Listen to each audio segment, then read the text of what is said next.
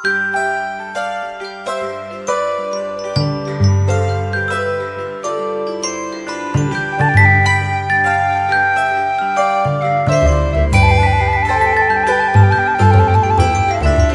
pagi sahabat-sahabat GPIB.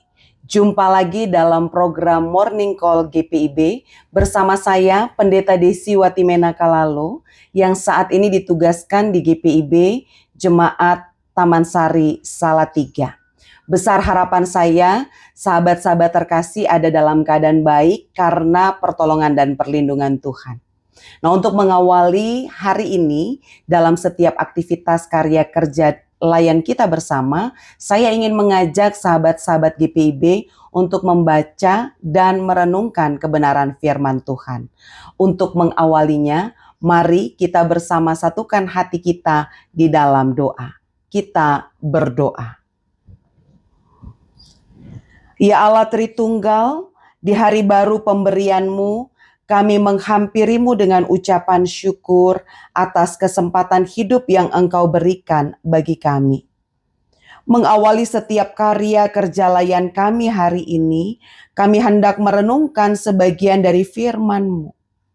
Karena itu ya Tuhan, tuntunlah kami dengan Roh Kudus-Mu, agar kami dapat mengerti kehendak-Mu dan melakukan kebenaran firman-Mu. Dalam nama Tuhan Yesus kami berdoa. Amin. Pembacaan Alkitab sebagai dasar perenungan firman Tuhan pada hari ini terambil dari surat Paulus kepada jemaat di Roma, pasalnya yang ke-15 ayat 1 sampai ayatnya yang ke-3 yang menyatakan demikian. Kita yang kuat wajib menanggung kelemahan orang yang tidak kuat. Dan jangan kita mencari kesenangan kita sendiri. Setiap orang di antara kita harus mencari kesenangan sesama kita demi kebaikannya untuk membangunnya. Karena Kristus juga tidak mencari kesenangannya sendiri. Tetapi seperti ada tertulis, kata-kata cercaan mereka yang mencerca engkau telah mengenai aku. Demikianlah pembacaan Alkitab. Setiap orang tentu menginginkan relasi yang harmonis dengan siapapun. Entah itu relasi yang dibangun dalam keluarga, relasi dalam dunia kerja bersama dengan rekan-rekan sekerja misalnya, atau relasi dalam pergaulan, pertemanan, dalam perkuliahan atau sekolah, bahkan juga relasi dalam gereja. Namun persoalannya bagaimana kita membangun relasi itu supaya tetap harmonis. Paulus kepada jemaat di Roma menasihatkan untuk bagaimana mereka dapat membangun relasi dengan baik tanpa menghakimi seorang dengan yang lainnya atau menjadi batu sandungan. Itu yang dicatat di pasalnya yang ke-14. Maka di pasal 15 pada bagian bacaan kita pada hari ini, Paulus mengingatkan bagaimana relasi itu dapat terbangun dengan baik ketika yang satu dengan yang lainnya saling memperhatikan. Yang kuat memperhatikan yang lemah, tentu yang lemah juga mendoakan yang kuat. Nah, relasi ini dapat terbangun dengan baik ketika terjadi keseimbangan antara satu dengan yang lainnya. Kalau Paulus katakan kita yang kuat wajib menanggung kelemahan orang yang tidak kuat. Artinya bahwa bagi setiap kita yang mendapatkan berkat, yang sudah menerima kasih karunia Tuhan, adalah sebuah kewajiban bagi kita untuk menaruh perhatian, kasih, dan kepedulian kita terhadap sesama. Terlebih mereka yang ada dalam kelemahan. Sehingga mereka juga merasakan bagaimana kasih Allah itu menyapa kehidupan mereka. Bahwa kemudian Paulus meneruskannya dengan mengatakan, janganlah kita hanya mementingkan kesenangan diri kita sendiri.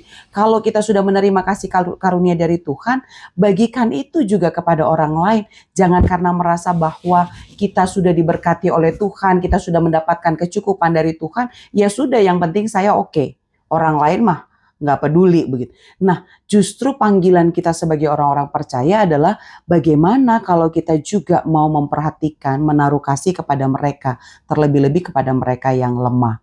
Nah, apa yang disampaikan Paulus itu tentu didasari oleh contoh dan teladan yang diberikan oleh Yesus Kristus, bahwa Yesus saja tidak pernah mementingkan kesenangannya sendiri, tetapi dia menaruh kasih dan kepeduliannya kepada umat manusia, bahkan dunia ini. Sehingga ia berkenan untuk turun ke dunia ini hanya untuk memberikan karya keselamatan bagi manusia dan seluruh ciptaannya. Maka menjadi panggilan bagi kita sekalian pada saat ini, bagaimana kehadiran kita sebagai orang-orang yang telah menerima kasih karunia Allah juga menaruh kasih dan kepedulian kita terhadap sesama. Bahwa ketika Tuhan memberikan kelebihan dalam kehidupan kita, maka kelebihan itu bukan untuk menjadi kesombongan dan kemegahan diri, tapi sebaliknya kelebihan yang kita miliki adalah untuk mencukupkan kebutuhan mereka yang ada dalam kekurangan atau dalam kelemahan. Karena itu sahabat-sahabat GPIB yang terkasih, kami meyakini bahwa setiap orang percaya itu diberikan kasih karunia Allah yang cukup, bahkan lebih. Oleh karena itu bagaimana kemudian kita mau membagikan setiap karya kasih Tuhan itu bagi semesta, bagi sesama, sehingga seluruh ciptaan Allah ini merasakan kehadiran kita itu jadi berkat bagi mereka. Bahwa kehadiran kita itu adalah cerminan kehadiran Allah dalam kehidupan setiap manusia, bahkan kepada setiap ciptaannya. Mari kita menjalani kehidupan, terlebih di tahun yang baru 2025 ini, kita jalani kehidupan kita untuk memberi makna, menjadi berkat bagi sesama, agar kehadiran kita pun mencerminkan kasih Allah yang sungguh-sungguh peduli pada kehidupan manusia dan seluruh ciptaannya. Selamat menabur kasih, selamat menjadi berkat bagi sesama, dan selamat menyatakan kepedulian kita bagi sesama dan semesta. Tuhan memberkati. Amin. Mari kita berdoa. Terima kasih ya Tuhan, firman-Mu telah menyapa kami pagi ini. Firman-Mu menasihati kami untuk menaruh perhatian, kepedulian, dan kasih kepada sesama, khususnya bagi mereka yang lemah dan kekurangan. Sebagai orang-orang yang telah menerima kasih Allah, tuntunlah kami untuk dapat menebarkan kasih Allah bagi sesama, agar kehadiran kami dimanapun kami mewartakan kasih Allah bagi dunia ini. Ya Tuhan, kini kami siap menapaki langkah iman kami di hari ini. Sertailah kami ya Tuhan, agar kami tetap setia menjadi pelaku firman-Mu. Cegahlah kami jika kami merancangkan kejahatan bagi sesama dan semesta ini, agar kami terus menjadi berkat bagi seluruh ciptaan-Mu. Hanya di dalam nama Tuhan Yesus kami berdoa. Amin. Sahabat-sahabat GPIB, kini lanjutkanlah setiap aktivitas, karya, kerja, dan layanmu dimanapun Tuhan mengutusmu. Tetap semangat, selalu jaga kesehatan, dan tetap bahagia.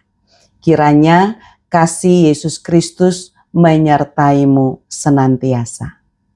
Salam.